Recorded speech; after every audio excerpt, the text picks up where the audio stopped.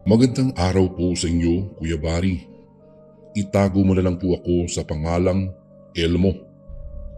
Simula bata pa lang po ako, ay si Lolo na po ang nag-aalaga sa akin. Nagtatrabaho po kasi sa abroad ang aking ina noon at tanging kami na lang pong dalawa ni Lolo ang naiwan sa bahay dahil namatay na po ang aking lola. Hindi pa po kasi ako ipinapanganak nang mamatay ang aking ama at nag-iisang anak lang po kasi nina lolo at lola ang aking ina. Dahil nga magkasama kami ni lolo sa bahay ay marami itong naikwento sa akin, lalo na kung wala kaming ginagawa sa aming bahay. Hindi rin lingid sa aking kaalaman noon ang tungkol sa aswang dahil madalas magkwento si lolo ng mga ganoon sa akin. Hindi ko nga rin inaasahan noon na sa madalas na pagkukwento niya sa akin, darating pala ang araw na may makikilala kaming mga aswang. Marami rin siyang naging pangaral at payo sa akin patungkol sa mga aswang.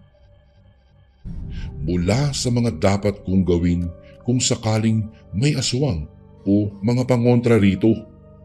Subalit sa lahat ng iyon, may iisang bagay na hindi ko malilimutan hanggang magpasa ngayon.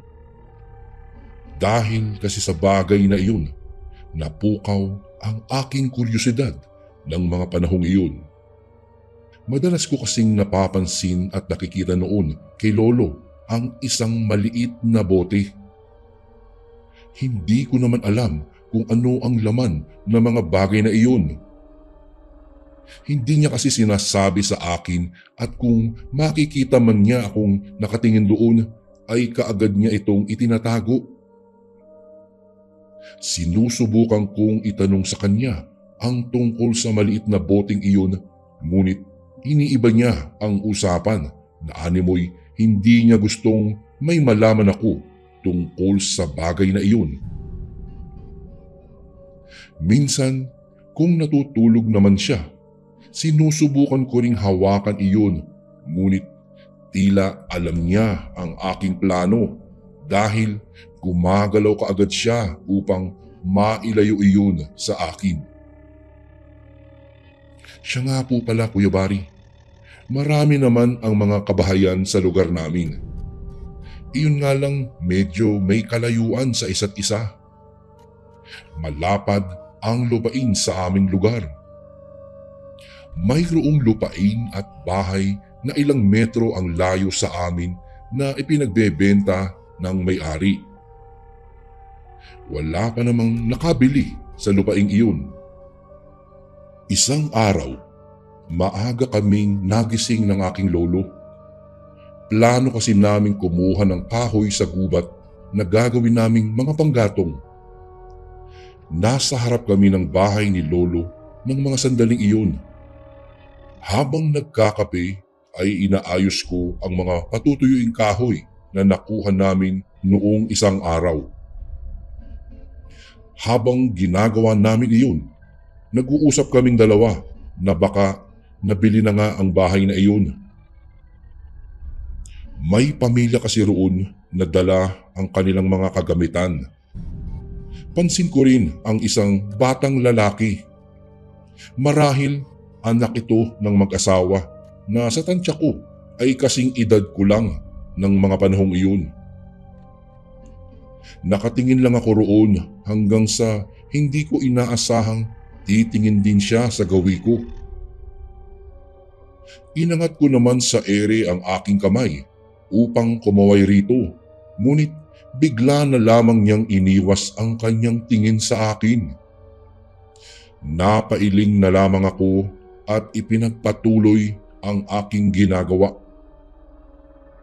Nang matapos ako sa aking ginagawa, ay inaya ko na ang aking lolo na umalis na kami upang tumungo sa gubat.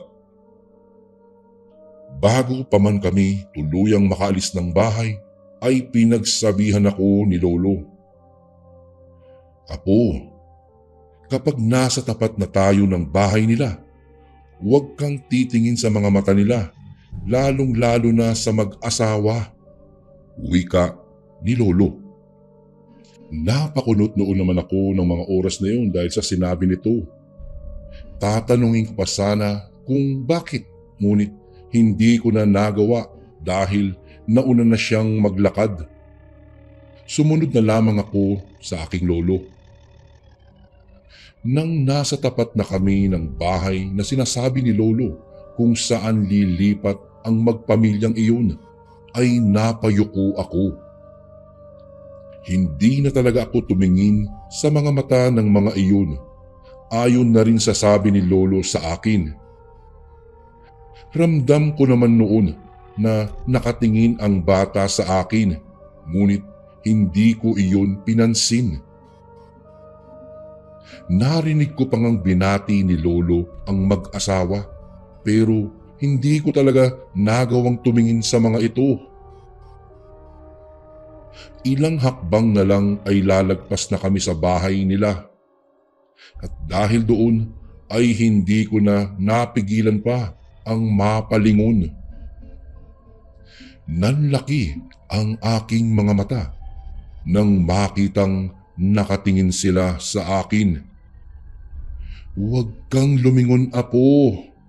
Magpatuloy ka lang sa paglalakad mo. Dinig kong sabi ni Lolo na noon ay nasa likuran ko na. Sinunod ko na lamang ang sinabi niya. Medyo malayo na kami sa magpamilyang iyon, kung kaya napatanong ako sa kanya tungkol sa sinabi niya sa akin. Napabuntong hininga pa si Lolo, kung kaya napatingin ako sa kanya.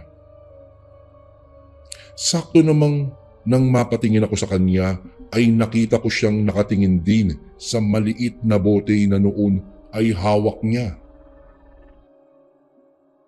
Hindi ko rin maintindihan noon kung bakit tila bumubula ang laman ng boteng iyon. Akala ko noon ay sasabihin na niya sa akin ang tungkol sa maliit na bote, subalit hindi nito sinabi sa akin. Wala, apo. Sige na. Dapat makarami tayo ng panggatong ngayong araw. Tanging saad nito. Wala na akong nagawa pa, Kuya Bari, kung hindi ang tumahimik na lamang. Bago ko po ipagpatuloy ang kwentong ito ay may request sana ako sa iyo, kasundo. Isang pindot lang ito, kasundo, sa subscribe button namin. Malaking tulong po ito sa amin, kasundo, upang mapagpatuloy pa namin ang mas marami pang magagandang kwento. Salamat sa pag-subscribe mo, bagong kasundo.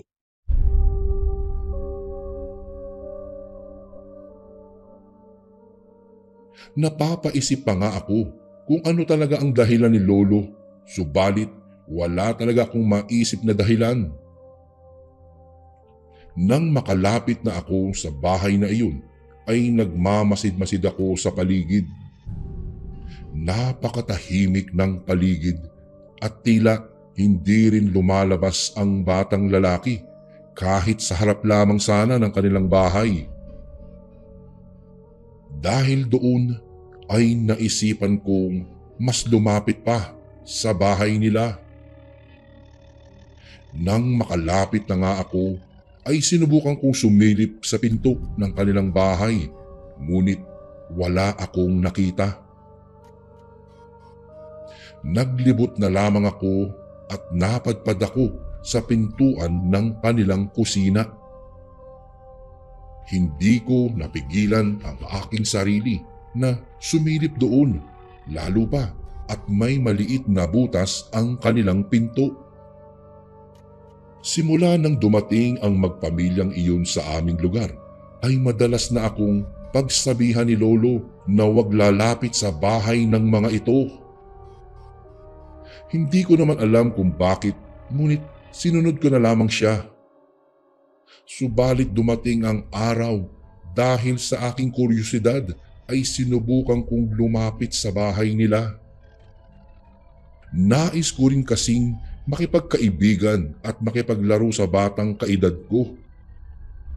Natsyempohan kasing natutulog si Lolo ng mga sandaling iyon, kung kaya hindi na ako nagdalawang isip pa kahit na paulit-ulit na pumapasok sa isipan ko ang pagbabawal sa akin ng aking lolo. Dahan-dahan ako sa aking paglapit sa pintuan. Maya-maya pa ay napasilip na nga ako rito. Halos nanigas ang aking katawan nang may nakita rin akong mga matang nakasilip doon. Napailing pa ako dahil ang nasa isip ko ay baka guni-guni ko lamang ito. Muli akong sumilip at napagtanto kong hindi iyong kathang isip dahil may mata ring nakasilip sa akin. Napaatras na ako, lalo pa, at unti-unting bumubukas ang pintuan. Napasigaw ako nang biglang may humawak sa aking mga kamay. Nang tingnan ko ay si Lolo lang pala. Sakto namang pagdating ni Lolo ay lumabas ang babae kasama ang anak nito. Hindi ko rin napigilan ang mapatakip sa aking ilong nang makasinghot ako ng hindi kaaya-ayang amoy. Napakalansa noon na animoy amoy ng dugo. Maging si Lolo ay napasinghot, ngunit hindi niya tinakpan ang kanyang ilong. Malamang ay nagkukunwari itong walang naaamoy. Pasensya na kayo, misis. Inutusan ko kasi sana ang apo ko na humingi ng asin sa inyo. Sinundan ko na nga siya kasi ang tagal-tagal niya. Wika ni Lolo. Nakatingin lang sa kanya ang babae at maya-maya pa ay nagwika ito. Bantayan mo ng mabuti ang apo mo dahil baka kapag hindi mo ginawa ayon ay magulat ka na lang na hindi na siya makakauwi pa. Seryosong wika ng babae. Pagkatapos sabihin ang bagay na iyon ay isinarado niya ang pinto ng kanilang bahay. Napatingin pa ako sa batang lalaki at nakita kong matalim siyang nakatitig sa akin bago tuluyang maisara ang kanilang pinto. Niyaya naman ako ni Lolo na umuwi na. Habang naglalakad kami papalayo sa bahay na iyon, ay hinawakan nito ang maliit na bote. Nakita ko na namang bumubula na naman ito. At dahil doon ay binilisan niya ang kanyang paglakad habang sumusunod naman ako sa likuran niya.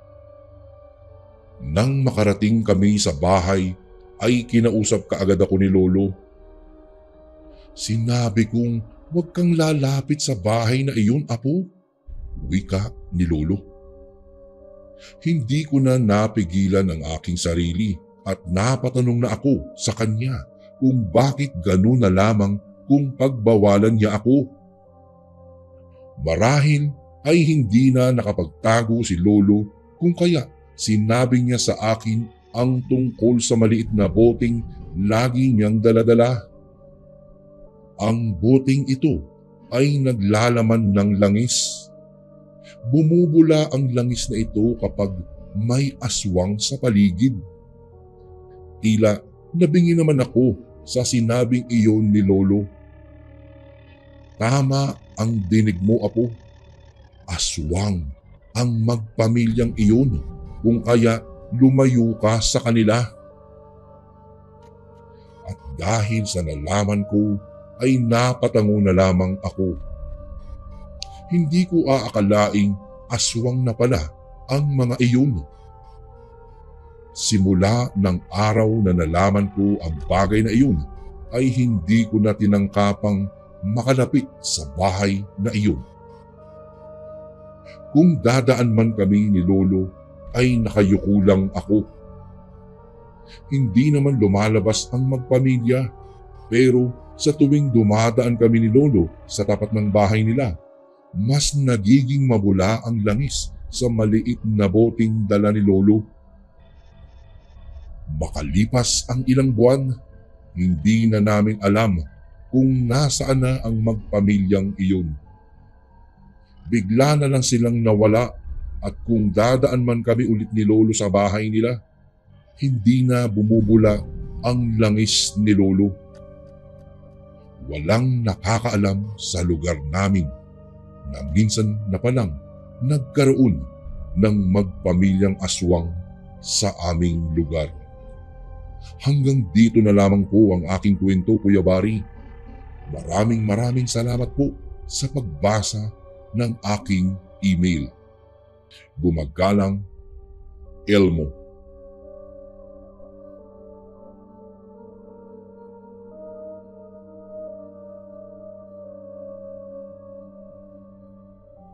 Bais City, Negros.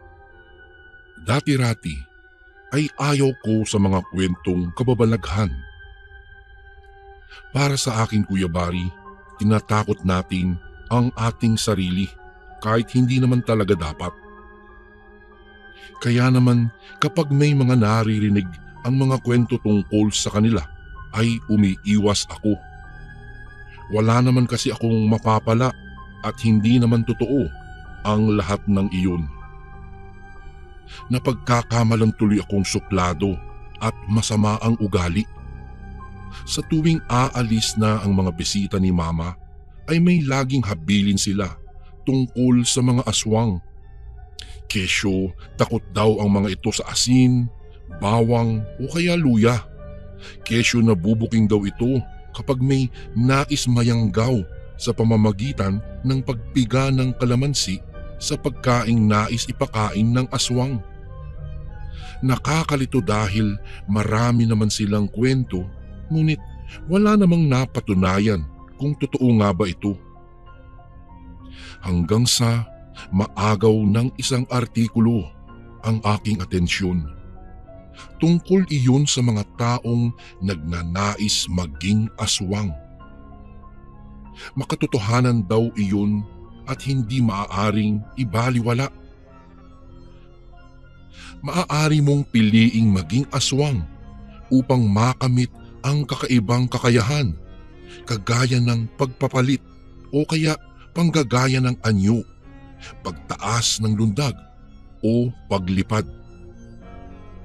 Maaaring maamoy mo ang iba't ibang klase ng amoy kahit nasa 1 kilometro ka pa. Namangha ako sa aking nabasa, kaya naman ninais kong subukan ang kanilang sinasabi. Agad akong umuwi ng probinsya upang doon ko gawin ang aking binabalak. Kung walang mangyari, wala namang mawawala. Ang nais ko lang ay subukan kung totoo ba talaga ang sinasabi sa artikulo. Ang kuryosidad ang nagtulak sa akin upang gawin iyon, kaya naisip kong anuman ang mangyari ay ako ang mananagot. Isa pa ay hindi naman kapani-paniwala ang nasa artikulo. Nais ko lang talagang subukan ito, yun lang. Nang makarating ako sa bahay ni na Lola ay mahigpit akong niyakap nito. Namiss niya daw ako. Ako naman ay ganun din, kaya nagkamustahan kami ni Lola at pinag-usapan ang buhay-buhay. Aniya, matanda na raw siya. Pakiramdam niya ay malapit na siyang magpahinga. Natawa ako at sinabihan si Lola na kung napapagod na siya ay siya na ang bahala. Ngunit sabi ulit ni Lola, may mga bagay na hindi pa niya basta-basta maiiwan nang walang mapapagpasahan. Piniro ko si Lola at sinabing kung ayaw niyang iwan kay Mama ang kanyang pamana ay sa akin na lang at malugod kong tatanggapin ito ng buong buo. Hindi ko naman alam kung ano ang bagay na nais iwan sa akin ni Lola, bagamat tinandaan niya pala ito ng husto. Kinaumagahan, maaga akong nagising. Nais ko nang isagawa ang sinasabi ng artikulo. Kaya naman, tinungo ko ang likod bahay ni Lola kung saan maraming manok. Pinuntirya ko ang mga nag-iitlog na manok at tiningnan iyong na-fertilize na. Kumuha ako ng isa at palihim iyong dinala sa aking kwarto. Napansin yata ako ni Lola kaya tinawag niya ako. Tinanong niya ako kung ano ang ginagawa ko. Kaya naman nag-isip ako ng mga palusot upang huwag na niya akong tanungin pa. May iniabot siya sa akin. Isang maliit na kulay itim na bato. Aniya, isubo ko raw iyon. Natawa ako dahil naalala ko si Darna. Ngunit sabi ni Lola ay hindi naman daw iyon nakakamatay. Kaya ginawa ko ang inutos niya. Kinagabihan, nakaramdam ako ng matinding init sa aking katawan. Hindi naman ako nilalagnat, ngunit naiinitan talaga ako. Binuksan ko ang bintana, kaya nasisinagan ako ng liwanag ng buwan. Naalala ko ang kinuha kong itlog, kaya naisip kong itali iyon sa aking tiyan. Sabi sa artikulo, kailangan lang daw na itali ang itlog sa tiyan at hintayin dumikit ito. Nagulat ako dahil nang ginawa ko iyon ay tila hinigop ng aking tiyan ang itlog at dumikit ang sisiw sa aking tiyan. Saka iyon tila kandilang natunaw. Gulat na gulat ako sa aking nasaksihan. Walang salitang namutawi sa aking bibig nang ilibing ko sa isang kawayan ang balat ng itlog at nilagyan ko ito ng tubig ng niyog. Ilang saglit pa, bumigat ang aking pakiramdam at bigla akong hinimatay. Bago ko po ipagpatuloy ang kwentong ito ay may request sana ako sa iyo kasundo. Isang pindot lang ito kasundo sa subscribe button namin. Malaking tulong po ito sa amin kasundo upang mapagpatuloy pa namin ang mas marami pang magagandang kwento. Salamat sa pag-subscribe mo, bagong kasundo.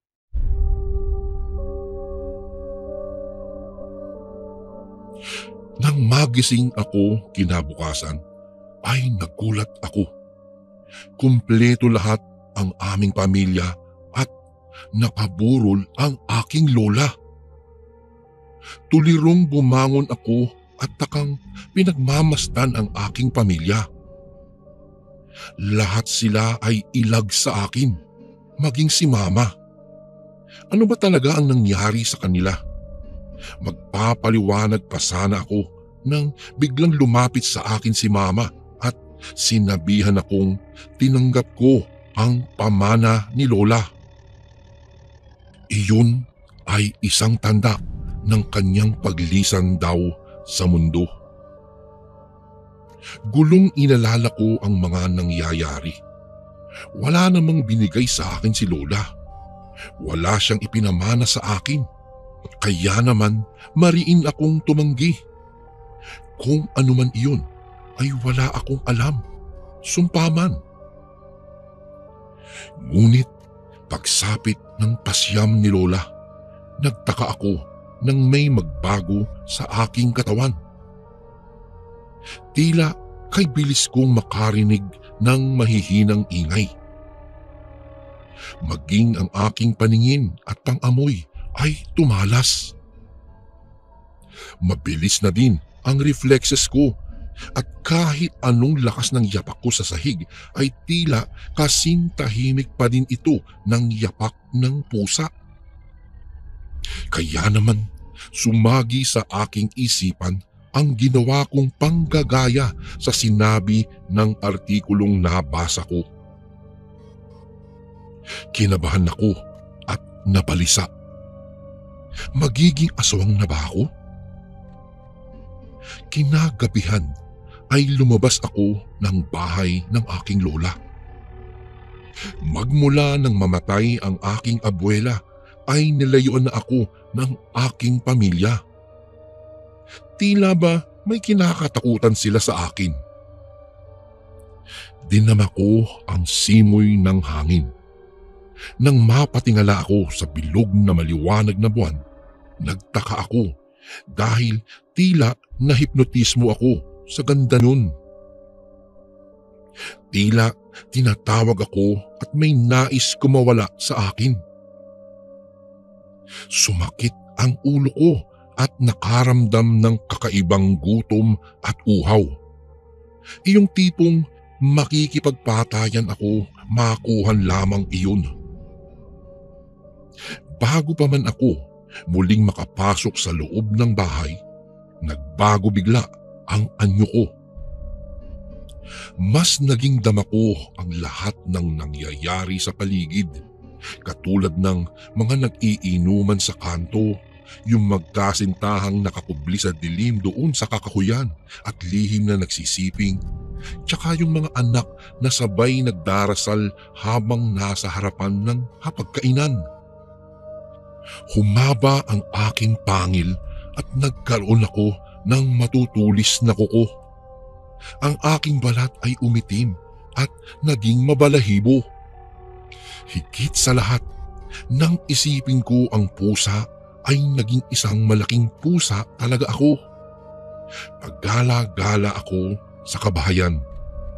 Maraming nagkagusto sa akin at nag-aagawan hanggang sa humantong ako sa isang babaeng may 2 anak na babae. Inalagaan nila ako at pinakain. Mas lalo tuloy akong nagutom nang makita ang kinatay na baboy sa tapat, kaya naman nang makatulog na ang aking mga amo ay lumipat ako sa tapat at sinakmal ang gumagalang mga manok. Hilaw ko itong kinain sa kabila ng pagkikikisay nito. Sumirit ang dugo na mabilis kong ininom. Napatid agad ang nararamdaman kong uhaw. Saka ko napagtanto na may nagbago sa akin. Tila hindi na ako tao. Naging mas mabangis ako. Nagsimula ako sa mga manok, baboy at kambing. Kinakain ko ang mga ito ng hilaw. Minsan, nang may nakita akong sugatang lalaki, naakit akong tikman ang kanyang nakabuyangyang na lamang loob. Nasasarapan ako kaya kinain ko lahat at sinimot ang kanyang dugo. Doon nagsimula ang pagkahayok ko sa laman ng tao. Nang muli kaming magkita ni Mama ay hindi ko na siya pinansin. Hindi ko kasalanan na naging kakaibang nilalang ako. Kaya lahat ng nais humusga sa akin ay libreng humusga. Basta, ang masasabi ko lang, masarap maging aswang. Ang hindi ko lang matukoy ay kung papaano ako naging ganito. Gayong nalaman ko na hindi pala totoo ang mga itinuturo ng artikulo kung papaano maging aswang. Marahil may ibinigay sa akin si Lola na hindi ko napansin. At napatda ako nang maalala ang kulay itim na batong ibinigay ng yumao kong abuela.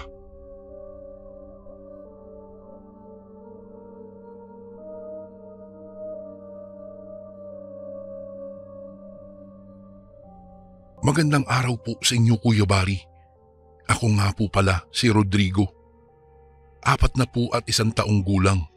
Kasalukuyang nakatira dito sa Taguig.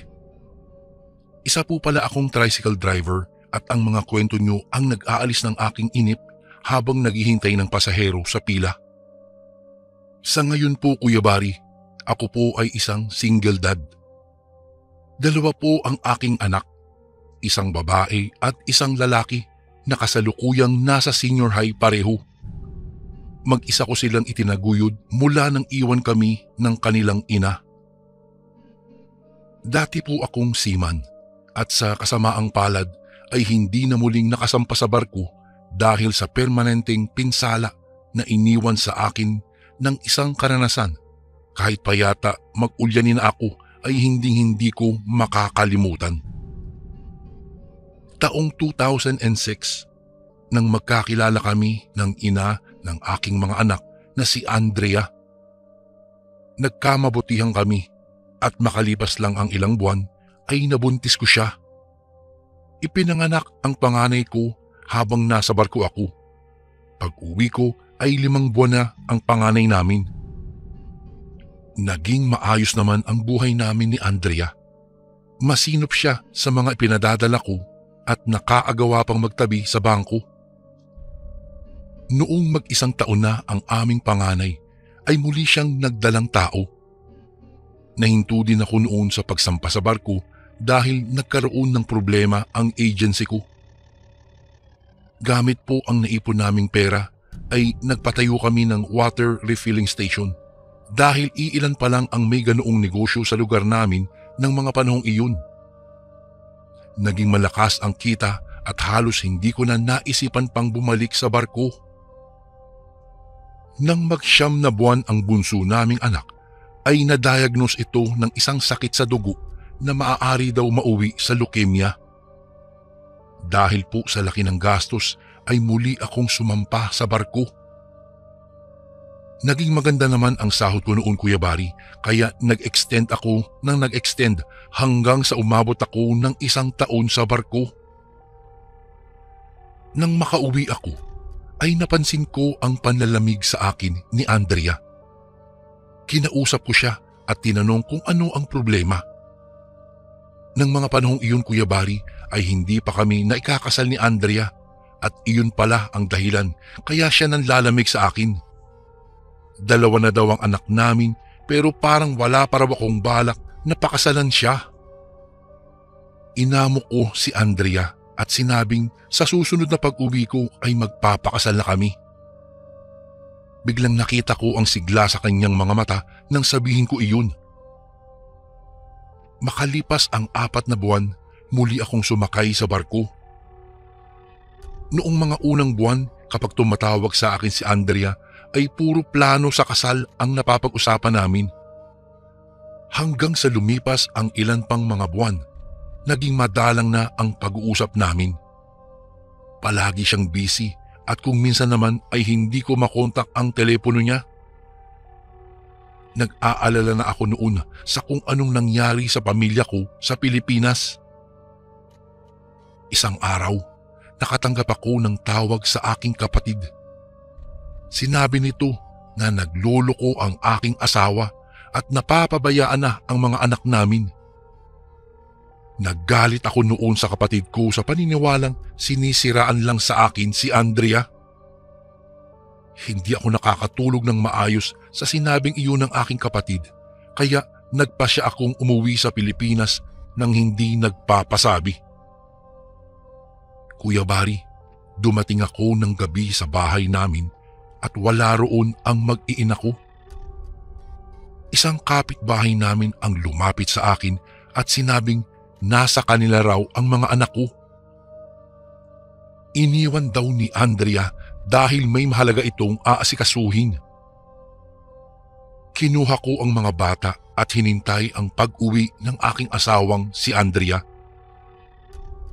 3:00 ng madaling araw, isang sasakyan ang biglang huminto sa harap ng bahay namin. Sumilip ako sa bintana upang tignan kung sino iyon. Nakita ko si Andrea na bumaba sa sasakyan kasunod ang isang lalaki. Bago pumasok sa gate ang asawa ko ay kitang-kita ko na naghalikan sila noong lalaki. Parang madudurog ang puso ko ng mga oras na iyon, Kuya Barry. Hindi ko alam kung ano ang magiging reaksyon ko. Pagpasok ni Andrea sa pintuan ay gulat na gulat ito nang makita akong nakaupo sa sofa. Kaagad ko siyang tinanong kung gaano na niya ako katagal na niloloko. Hindi siya umimik at bigla na lang humagulgol ng iyak. Lumuhod siya sa harap ko at nagmamakaawang patawarin ko na siya. Dahil naman sa pagmamahal ko ay pinatawad ko siya, Kuya Barry. Lumipas ang 2 linggo. Nalaman ko na buntis pala si Andrea at ibang lalaki ang ama. Dito na ako nagdesisyon na palayasin siya at tuluyan ang tapusin ang relasyon namin. Nakailang ulit pa siyang paghingi ng tawad, ngunit hindi ko na siya kayang patawarin pa. Lumipas ang 2 buwan. Isang sulat ang dumating sa akin. Imbitasyon iyon sa barangay tungkol sa kustodya ng aming mga anak. Humarap si Andrea kasama ang lalaking nakabuntis sa kanya. Dahil na rin sa matibay na ebidensya ay nanatili sa akin ang pangangalaga sa mga anak namin. Nakailang ulit pa ang paghaharap namin pero walang nagawa si Andrea. Makalipas ang 5 buwan, tuluyan na siyang tumigil sa pangungulit sa akin, Kuya Barry. Nalaman ko na umuwi ito ng probinsya kasama ang lalaking nakabuntis sa kanya. Dito na din ako nag-umpisang makaramdam ng mga kakaiba sa aking katawan. Hirap na hirap ako sa pagtulog dahil sa pagkirot ng kaliwang mata ko na parang may kung anong kumikislot-kislot sa loob. Nagpatingin na ako sa kung saan-saang ospital pero walang nakikitang anumang sakit o parasite. Hanggang sa unti-unting lumabo ang paningin sa kaliwang mata ko. Lumipas pa ang 2 linggo at nahirapan na naman akong kumain pero napansin kong dahan-dahang lumalaki ang aking tiyan. Ayon sa ilang doktor ay schistosomiasis daw ang dahilan ng paglaki ng aking tiyan. Isang uri daw ng parasitic worm na maaaring nakuha ko noon sa pag-inom ng tubig sa mga bansang dinadaungan ng aming barko. Dahan-dahan na namamaga ang aking kaliwang mata at nag-uumpisang labasan ng mga nana. Unti-unting naubos ang ipon ko dahil sa mahal ng check-up at mga gamot pero imbis na gumaling ako ay parang mas lalo pang lumalala ang karamdaman ko. Hindi na rin ako makalakad dahil lumiit ang aking mga binti at napakabigat ng aking tiyan. Nang dalawin ako ng bunso kong kapatid ay sinabi nitong albularyo na ang kailangan ko at hindi doktor. Bago ko po ipagpatuloy ang kwentong ito ay may request sana ako sa iyo, kasundo. Isang pindot lang ito, kasundo, sa subscribe button namin. Malaking tulong po ito sa amin, kasundo, upang mapagpatuloy pa namin ang mas marami pang magagandang kwento. Salamat sa pag-subscribe mo, bagong kasundo. Kung kaya't hindi nagtagal, dinala nila ako sa isang kilalang manggagamot sa bandang Rizal pero tinanggihan ako dahil malakas daw na mambabarang ang may gawa noon sa akin. Muli kaming naghanap ng ibang albularyo at isang taga Quezon Province ang inirekomenda ng huling albularyong pinuntahan namin. Wala kaming inaksayang oras at kaagad kaming bumiyahe sa pag-asang gagaling ako sa sakit ko. Pagdating po namin sa address na ibinigay sa amin ay isang matandang babae na nagpakilala na si Nana Sela. Siya ang kumausap sa amin. Kaagad niya kaming pinapasok. Hinawakan ako sa magkabilang pulso at pinahira ng langis ang aking noo. Saka nilapatan ng papel pagkatapos ay bumulong ito ng mga salita. Ilang minuto pa ay ipinakita sa amin ng matanda ang imaheng bumakat sa papel. Mukha ito ng isang babae. Gulat na gulat kami ng kapatid ko nang sabihin ng matanda na asawa ko raw ang bumarang sa akin. Tinanong kami ni Nana Sela kung ano ang gusto naming gawin. kung ibabalik ba ang ginawang barang sa akin o papatayin ang mambabarang. Nagkatinginan kami muli ng kapatid ko at ako na mismo ang nagsabing ibalik na lang sa mambabarang ang ginawa sa akin. Naglabas ang matanda ng isang botelyang punong-puno ng kung ano-anong ugat at tipak ng kahoy. Habang tinitignan ko ang botelyang inilabas ng matanda, ay napapaisip ako kung papaano na ipasok ang malalaking tipak ng kahoy sa loob noon, samantalang halos kasing laki lang ng pakong D4 ang butas nito. Maya-maya'y pinahiga ako sa isang papag na yari sa kawayan at sinabing tiisin ko raw ang sakit na aking mararamdaman. Nag-umpisa ng mag-usal ng mga salita ang matanda at saka nagsindi ng 2 puting kandila. Kinuha nito ang botelya at inalog-alog ito. Noong itapat ng matanda sa kanyang palad ang butas ng botelya, ay may tumulo ditong langis. Gulat na gulat ako dahil wala namang ibang laman ang botelyang iyon kung hindi mga ugat at tipak ng kahoy lang. Ipinahid ni Nana Sela ang langis sa aking tiyan at kaliwang mata. Ang sumunod ay isang madiing paghilot ang ginawa nito. Halos himatayin ako sa sobrang sakit ng aking nararamdaman, pero tiniis ko yun, Kuya Bari. Maya-maya pa, nagpakuha ng isang palanggana ang matanda at inilagay iyon sa ilalim ng papag na hinihigaan ko. Pinahinga niya ako ng malalim at biglang diniinan ang aking tiyan. Halos mapasigaw talaga ako sa sobrang sakit nun. Nang iangat ni Nana Sela ang kanyang mga kamay, ay unti-unti akong nakaramdam ng ginhawa. Ang sumunod naman ay ang kaliwang mata ko ang kanyang piniga. Mula doon ay naglabasan ang maliliit na uod. Napakabaho din ng likidong lumabas dito. Naglabas siya ng mga kakaibang dahon at muling nagsali ng langis sa kanyang palad. Ipinahid iyon sa mga dahon at itinapal sa aking mga mata at tinalian ng puting tela. Kuya Bari, hindi talaga ako makapaniwala dahil unti-unting nawala ang mga kumikislot-kislot sa loob ng mata ko. Matapos iyon ay pinaupo ako ni Nana Sela at kinausap kaming magkapatid. Kung maaari daw ay manatili muna kami roon ng ilang araw upang tuluyang mawala ang ginawang barang sa akin. Ayon dito ay balak talaga akong patayin ng aking asawa. Muli kaming nagkatinginan ng aking kapatid at nang hatakin ng matanda ang palanggana sa ilalim ng papag ay nangilabot ako sa laman nito. Halos mga lahati sa itim na likido na may maliliit na uod ang laman nito. Matapos ang mga ritual na isinagawa ng matanda ay pinagpahinga niya ako. Naging payapa naman ang pagtulog ko kinagabihan. Hindi na ako nakaramdam pa ng pananakit at pagkirot ng aking mata at tiyan.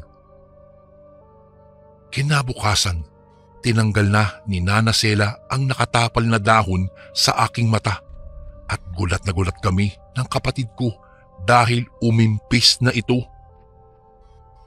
Naimulat ko na rin ang aking mata pero hindi na ito nakakakita. Nataranta ako at tinanong ang matanda kung ano ang nangyari sa paningin ko. Ayon sa matanda, ay permanente na ang pagkabulag ko dahil sa mga uod na namahay dito. Muli niya akong pinahiga sa papag at hinaplusan ng langis ang aking tiyan. Hindi na ito gaanong masakit at napansin kong medyo umiimpis na ito. Nakakain na rin ako ng maayos ng araw na iyon. Nang ika-4 na araw ay sinabi ni Nana Sela na magaling na ako. Naalis at naibalik na niya ang barang sa may gawa nito. Nang tanungin ko siya kung magkano ang ibabayad namin, ay umiling ito at sinabing bilhan ko na lang daw siya ng alak. Hindi ako makapaniwala dahil sa dami ng doktor na pinuntahan ko ay hindi ako napagaling at halos naubos na ang naipon at naipundar ko, pero ni hindi ako siningil ni Nana Sela kahit piso. Bago kami umuwi ay nag-iwan ako ng 5,000 piso sa lamesa ni Nana Sela nang hindi niya napapansin. Nang makabalik kami ng Maynila, medyo malaki pa ang tiyan ko, ngunit nakakalakad na ako ng paunti-unti. Hanggang sa lumipas ang 3 buwan at muling nanumbalik ang dati kong lakas at sigla. Nagpatuloy lang ako sa pagtaguyod ng aking pamilya. Kinalimutan ko na si Andrea Cuyabari at ang lahat ng ginawa niya sa akin. Ipinagpasa Diyos ko na lamang ang lahat at bahala na ang karma ang maningil sa kanya. Wala na rin akong balita kay Andrea at sa bagong kinakasama nito. Kung nasaan man sila, wala na rin akong pakialam. Sa ngayon po ay nagkaroon ako ng isang magandang negosyo bukod sa pagiging tricycle driver ko. Napalago ko po ito hanggang sa makabili ako ng bagong bahay dito po sa Taguig.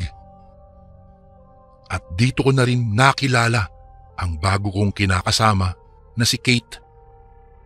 Tanggap naman siya ng aking 2 anak. At hindi rin nagtagal ay nagkaroon din kami ng isa pang anak na pinangalanan kong Roby. Isang pangyayari sa aking buhay ang hindi ko po malilimutan, kaya ko po ito isinulat sa inyong channel. Isang aral ang nagpabago sa aking pananaw. Isang kahindik-hindik na karanasan na aking nasaksihan na muntik nang pumatay sa akin dahil pinabarang ako ng aking dating asawa. Kuya Bari, hanggang dito na lang po at maraming salamat po sa pagbasa ng aking kwento. Maraming salamat po sa channel mo dahil kahit papaano po ay nakakalimutan ko ang aking mga problema kapag nakakapakinig po ako ng mga kwento dito. More power po sa Ang Sundo Horror Stories and God bless po sa lahat ng nakikinig ngayon. Lubos na gumagalang, Rodrigo.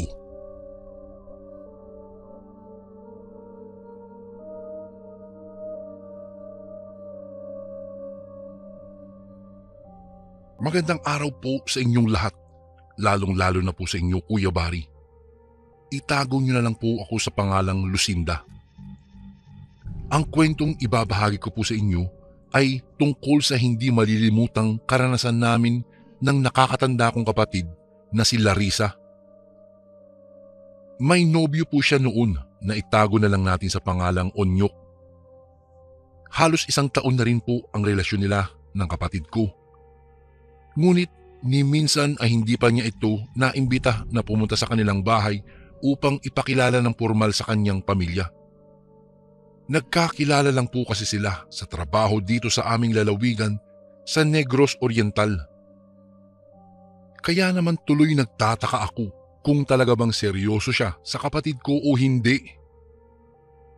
Gustuhin ko man pong magtanong sa ate ko ay hindi ko po magawa dahil baka isipin naman niyang nanghihimasok ako sa relasyon nila. Isa pa, Kuya Bari, mas matanda naman po siya sa akin. Kaya naniniwala naman po akong alam niya ang dapat niyang gawin. Isang araw, bigla akong niyaya ng kapatid ko at sinabing pupuntahan daw namin ang kanyang nobyo doon sa kanila upang sorpresahin dahil kaarawan po niya.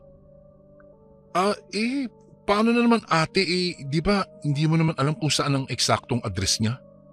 Tanong ko sa kanya.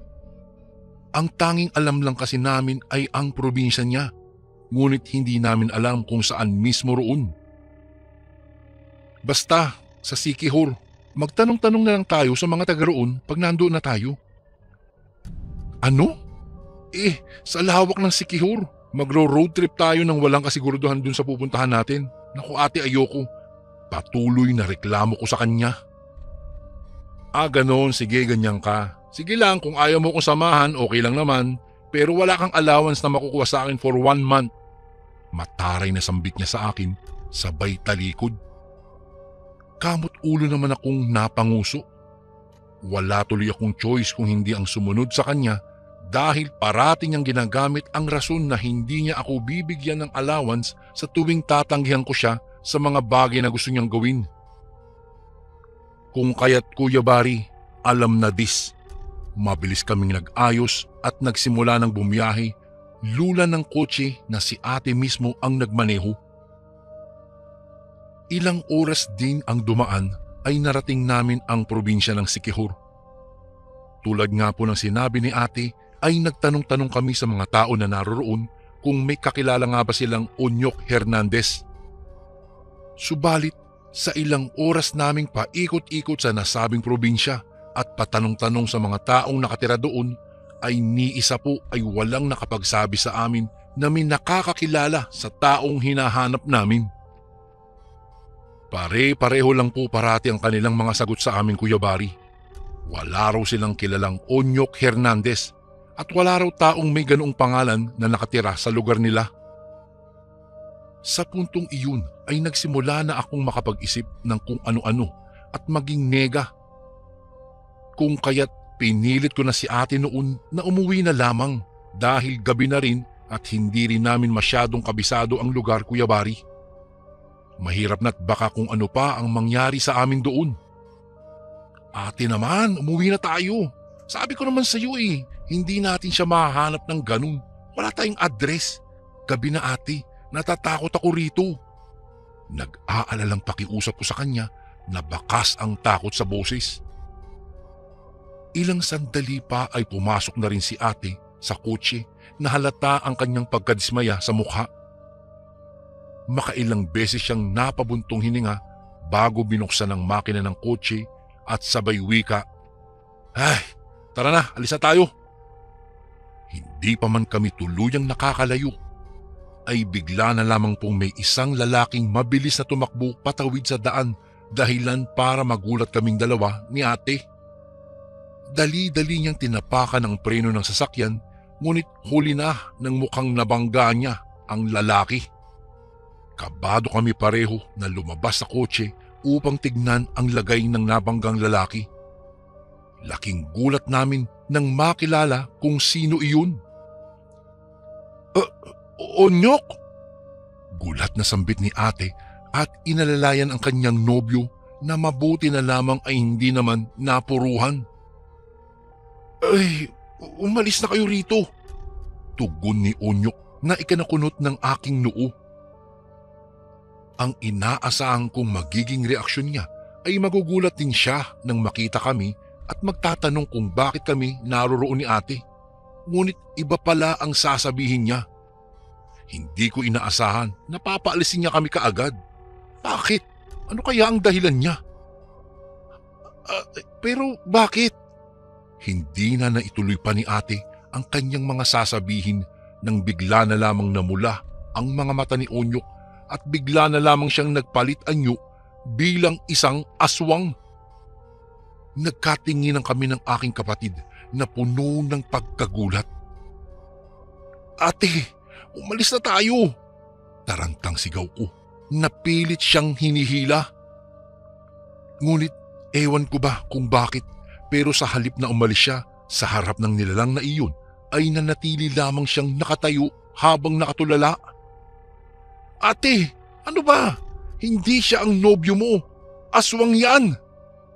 Malakas na atungal ang pinakawalan ng nilalang sa mismong harapan ni ate na animoy itinataboy siya nito.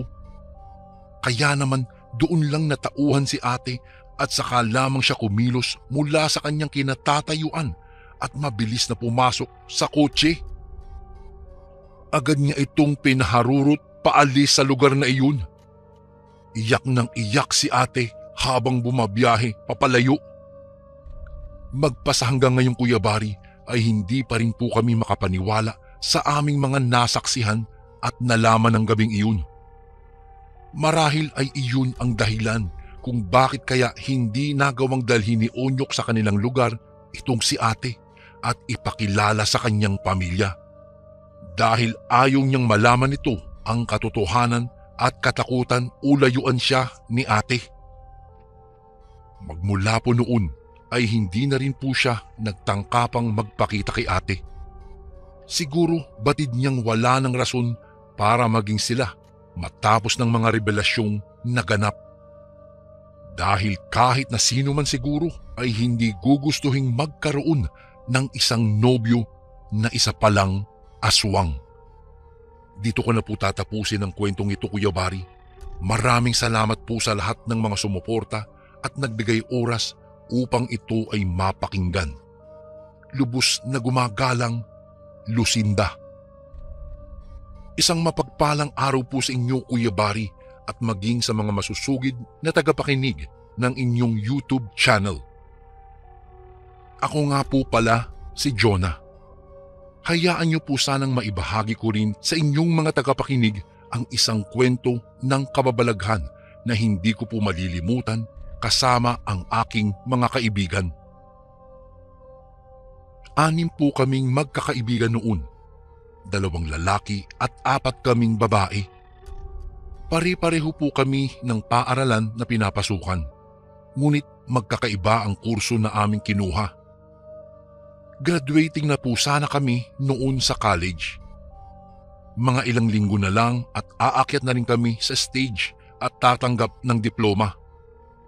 Ngunit bago iyon ay napagdesisyon na naming magtutropa na gumala muna kahit sa huling pagkakataon bago man kami maghiwa-hiwalay ng landas pagkatapos naming graduate, sapagkat paniguradong magiging abala na kami sa mga magiging trabaho namin pagkatapos. Uy, sigurado yan ha, bukas ha, walang mahuhuli. Kung hindi, magko-commute kayo mag-isa. Pabirong wika ni Inigo na siyang magdadrive para sa mahaba-habang magiging road trip namin para bukas patungong bundok. Mahilig kasi kaming magkakaibigan na umakyat ng mga bundok at mga burol, kaya naisipan namin na iyon naman ang puntahan dahil matagal-tagal na rin kami simula ng huli naming gawin iyon, Kuya Bari. Palagi na lang kasing dagat ang pinupuntahan namin at medyo nakakasawa na rin po. Kinabukasan ay maaga akong gumising upang ihanda ang aking mga gamit at pagkain na dadalhin ko. Mabilis din po akong nag-ayos ng aking sarili dahil excited na excited talaga ako sa pupuntahan namin. Ilang sandali pa nang makontento na ako sa ayos ko at matapos ko masiguro na kumpleto na ang lahat ng aking dadalhin ay lumabas na po ako ng bahay at nagtungo sa waiting place namin. Tulad ng inaasahan ko ay naroroon na silang lahat at mukhang ako na lang ang inaantay bago kami tuluyang umalis. Kung kaya't wala na kaming sinayang ng oras pa at nagsimula na kaming bumiyahe. Isang malaking van ang aming sinakyan, Kuya Bari. Dahil mahaba-haba ang magiging road trip namin ay nagkwentuhan muna kami upang kami ay hindi mabagot o kaya na may dalawin ng antok. Maya-maya pa ay napansin kong walang imik si Yana at parang ang lalim ng kanyang iniisip. Huy, parang ang lalim naman ng iniisip mo. May problema ba? Usisa ko rito. Napatingin naman siya sa amin at napabuntong hininga bago siya sumagot. Ay, kanina kasi may nakasalubong akong matanda. Panimula niya sa amin. Kaya naman ay interesadong naghintay sa mga susunod pang sasabihin nito. Maging si Inigo na nagmamaneho ay napatahimik din upang pakinggan siya. Hindi ko siya kilala pero bigla na lang niya akong hinawakan sa braso. Tapos nun, binalaan niya ako na kung saan man daw ako pupunta ay wag na daw akong tumuloy pa dahil may mangyayaring masama. Lalo't bawal daw sa mga graduating students ang magpagala-gala bago ang nalalapit na graduation. Hindi ko naman alam kung paano niya nalaman ang tungkol doon kahit wala naman akong binanggit sa kanya. Mahabang salaysay niya na hindi pa rin maalis sa itsura ang pag-aalala at takot. Hindi ako nakatugon sa mga sinabi niyang iyon, Kuya Bari. Napaisip ako saglit. Parang narinig ko na nga rin ang tungkol sa mga pamahiin na iyon, tungkol sa mga graduating students. Kaya naman talagang nakakabahala po. Siguro kahit ako rin ang sabihan ng ganoon ay mag-aalala din ako at matatakot. Magsasalita na sana ako noon upang sabihin sa kanila na kung maaari ay bumalik na lamang kami upang sigurado na walang mangyari sa amin. Subalit naunahan na ako ni Belia nang magsalita ng hindi pala naniniwala sa mga sinabi ni Yana. Ano ka ba? Hindi naman totoo yung ganyan. Tingin ko may problema lang sa pag-iisip ang matandang nakasalubong mo kanina. Kaya kung ano-ano ang pinagsasabi nun sa'yo. Paano kung totoo nga iyon? Sabat ko naman. Okay, enough, okay? Huwag na kayong maging nega. Walang mangyayaring masama. Mag-enjoy na lang tayo. Wala na kaming nagawa pa ni Yana nang sumang-ayon na sa sinabi ni Belia ang iba pang tropa. 4 sila, Kuya Bari eh. Siyempre, talo kami dahil 2 lang kami ni Yana, kaya sila ang masusunod.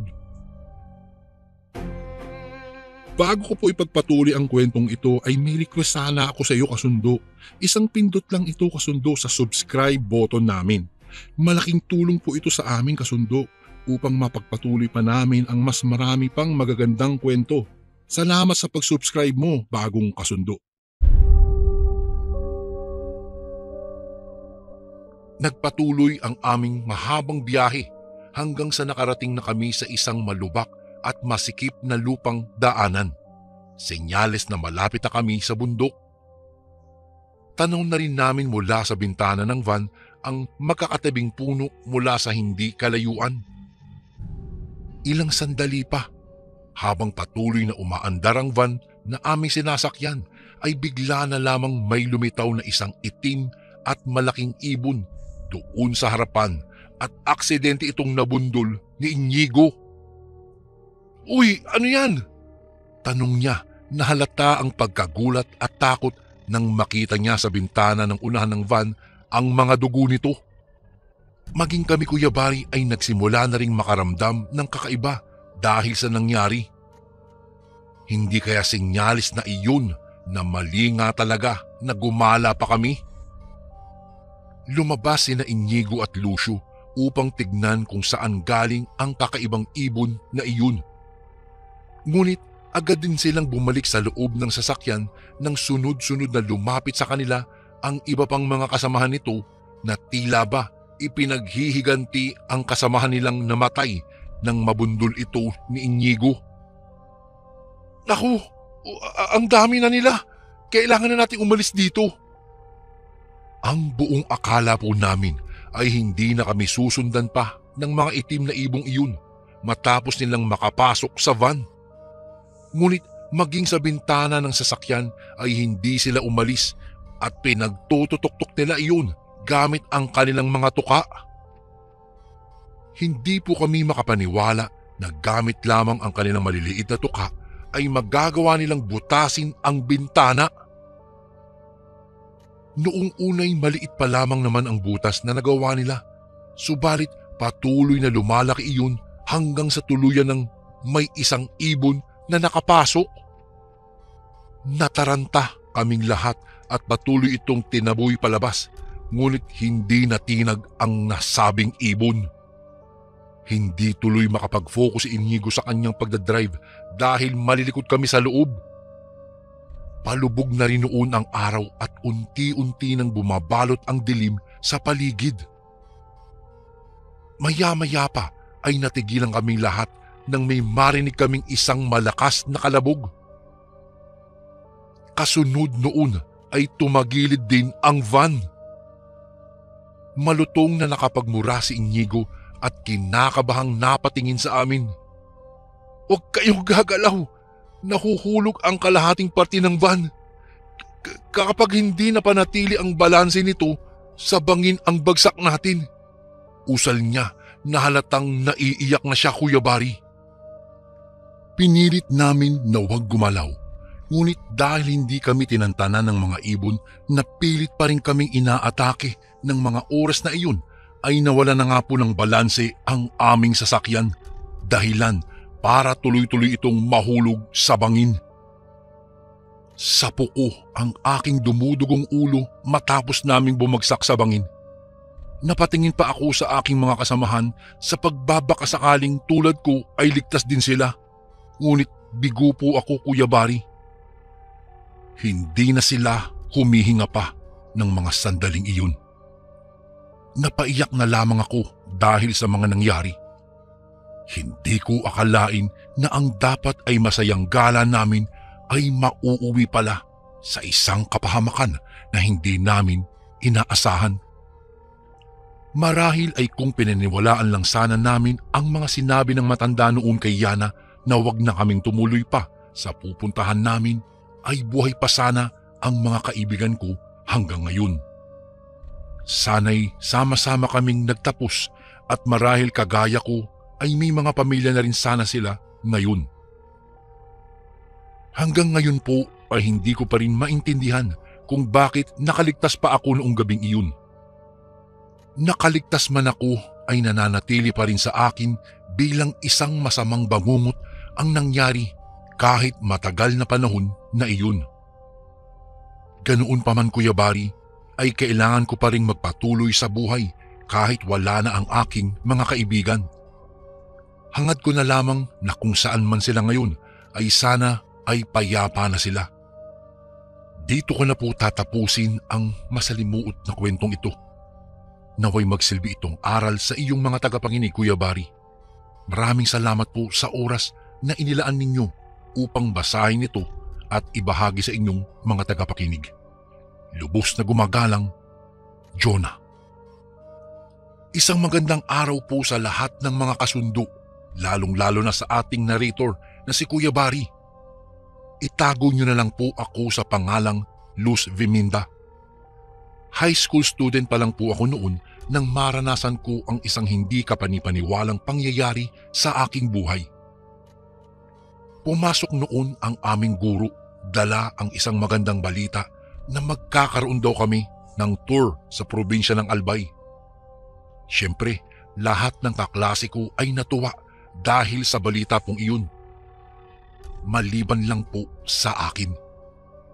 May narinig na kasi akong kwento noon na hindi ko lamang matandaan kung kanino o saan galing, pero ang natatandaan ko po ay nakakatakot daw ang nasabing probinsyang iyon.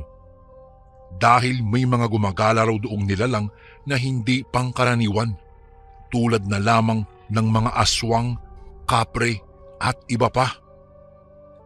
Kaya naman, nang magtanong ang guro namin kung sino-sino ang sasama, ay ako lamang po ang tanging hindi nagtaas ng kamay. Nagtaka tuloy ang kaibigan kong si Hana at tinanong ako, "Oh, bakit hindi ka sasama? Bakit?" Malungkot na tanong niya. At dahil ayaw ko naman po talagang sabihin sa kanya ang tunay na dahilan ko, lalo't hindi pa naman ako sigurado kung totoo nga ba talaga ang kwentong iyon, ay napilitan akong magbigay sa kanya ng iba pang rason. Wala kasing pera ngayon sina mama at papa. Wala akong pangbayad. Sagot ko sa kanya na totoo rin naman talaga. Mahal din kasi ang babayaran namin para lang sa isang araw na tour na iyan. O sige, ganito na lang. Sasabihin ko kay mama na pahiramin ka. Kaya sumama ka na, ha? Pamimilit niya sa akin, Kuya Bari. Tatanggi pa sana ako noon, ngunit hindi na ako nakapagsalita pa nang sabihin ng guro namin na kung sino man ang hindi sasama ay mag-i-interview na lang po daw ng 10 hanggang 12 profesional na katao tungkol sa kanilang trabaho. Kaya naman nang marinig ko po iyon ay agarang nag-iba na ang isip ko at napagdesisyon ng sumama na lamang sa tour namin. Kinabukasan, pasado 5:00 pa lamang ng umaga ay nagtipon-tipon na ang lahat sa paaralan upang doon hintayin ang bus na susundo sa amin. Hindi nga nagtagal ay dumating din agad ito. Kaya nagunahan ang mga estudyante sa pagsakay sa pwesto na gusto nila. Isa na po ako doon syempre. Excited na ako sa road trip natin sa Albay, friend! Buong galak na wika ni Hana nang makaupo na kami. Nginitian ko na lamang siya bilang pagsang-ayon. Ilang sandali lang ay nagsimula na rin kaming bumiyahe. Tudukuhan naman ng litrato ang iba kong kaklase sa mga magagandang tanawin na dinadaanan namin. Habang ako naman ay puwerteng nakaupo lamang habang nakikinig ng radyo na nagmumula sa bus. Makalipas ang mahigit 4 na oras na mahabang biyahe ay nakarating na rin kami sa Albay. Napahanga kami lahat nang bumungad sa amin ang napakagandang tanawin doon, Kuya Bari. Hindi ko inakala na ganoon pala kaganda ang mga lugar sa naturang probinsyang iyon. Buong akala ko noon ay iyon na iyon. Ngunit mas may igaganda pa pala ang lugar, lalo na nang magsimula kaming mag-ikot-ikot at pumunta sa mga parks, caves at iba pang tourist spots dito. Mabilis namang lumipas ang mga oras nang hindi namin namamalayan dahil masyado kaming nawili sa mga lugar na aming pinuntahan. Kung kaya't hindi na namin namalayan pa na pasado 6:00 na pala ng gabi. Kung hindi pa kami tinawag ng aming guro upang bumalik sa bus, marahil ay inabutan na kami ng hating gabi na abala pa rin sa pagkuha ng mga litrato.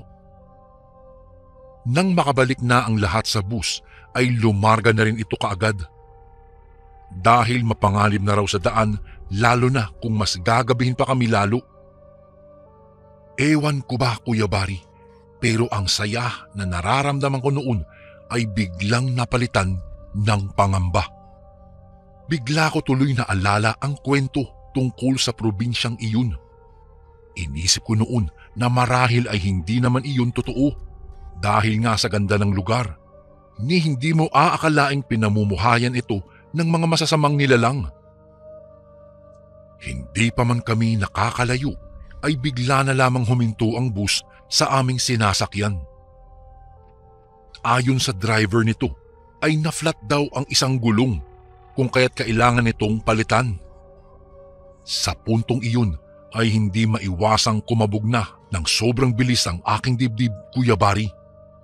Dahil sa madilim na bahagi pa naman kasi huminto ang sasakyan at wala kaming ibang mahingian ng tulong doon dahil walang mga kabahayan.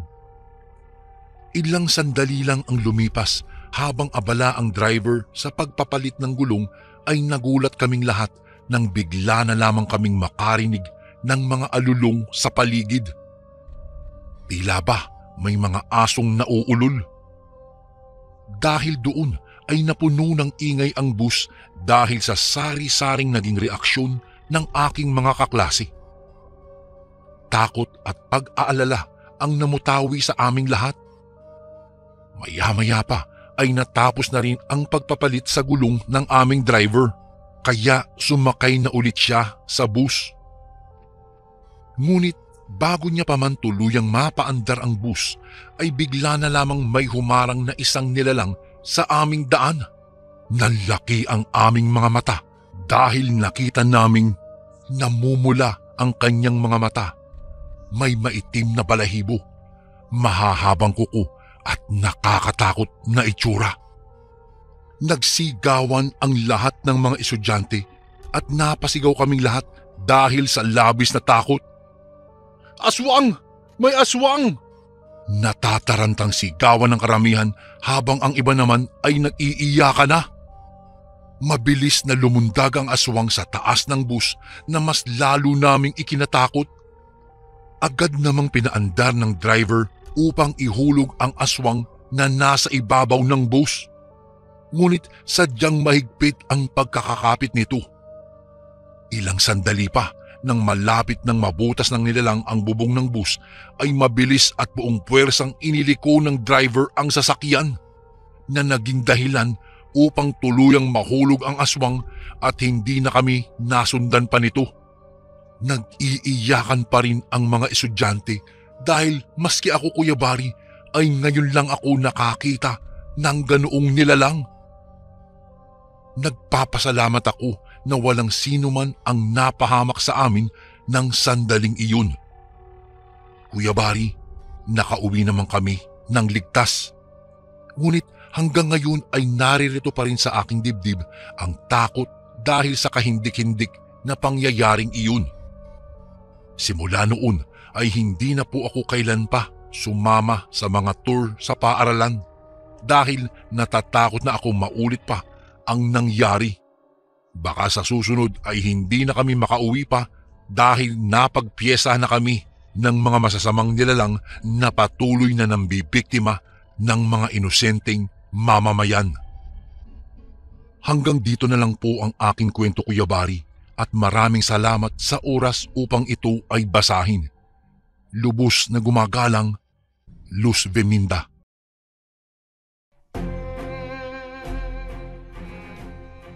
And again, maraming salamat po mga kasundo. Don't forget to subscribe and i-click nyo lang po yung bell na button para updated po kayo sa mga upcoming videos namin na paparating. Maraming salamat po ulit. God bless and ingat po lagi dyan. Ito po si Kuya Bari at ako ang Sundo.